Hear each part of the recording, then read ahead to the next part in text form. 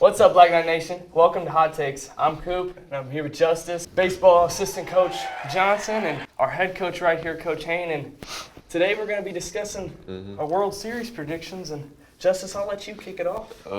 So for my pick, I got the Cardinals and the Yankees.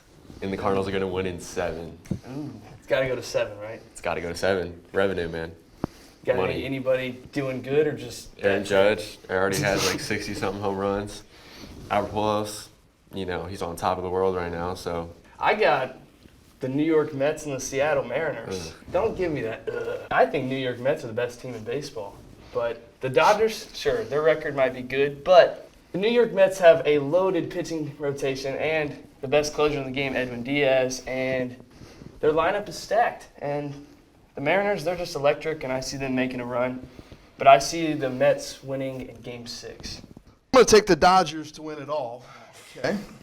You want to talk about revenue. New York will be playing them in the World Series. So you have a New York, LA World Series game. But ultimately, I went with the Dodgers because their run differential is 364 plus 364, which is 150 points better than anybody else in the entire major league. So when you look through run differentials, that's a huge stat. That's over a run a game.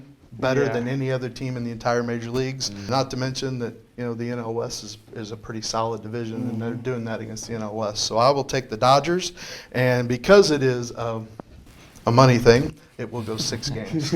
I didn't pick any number of games or anything. I kind of looked at the new playoff format, and I think it's going to be hard for a wild card team to come all the way through because they're going to have to play potentially 3 extra games that the number 1 and 2 seed aren't going to have to play. So I kind of had 2 depending on who gets the number 2 seed in the National League. I feel like if the Braves can take the Mets, they'll go to the World Series and play Houston, and Houston will ultimately win that game.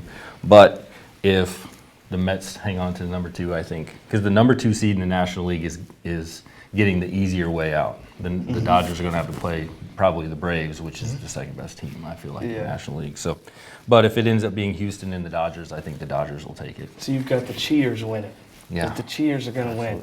They're going to take it. Unfortunately, I hope the cheaters lose in the first round. yeah. That's what I think. Well, they're the hot Cardinals team. are going to win. So. They're the hot team going in. They're 22-8 in their last 30 games, and I think Yeah. that says something for. It's not about how you right start, now. it's about how you finish. Right.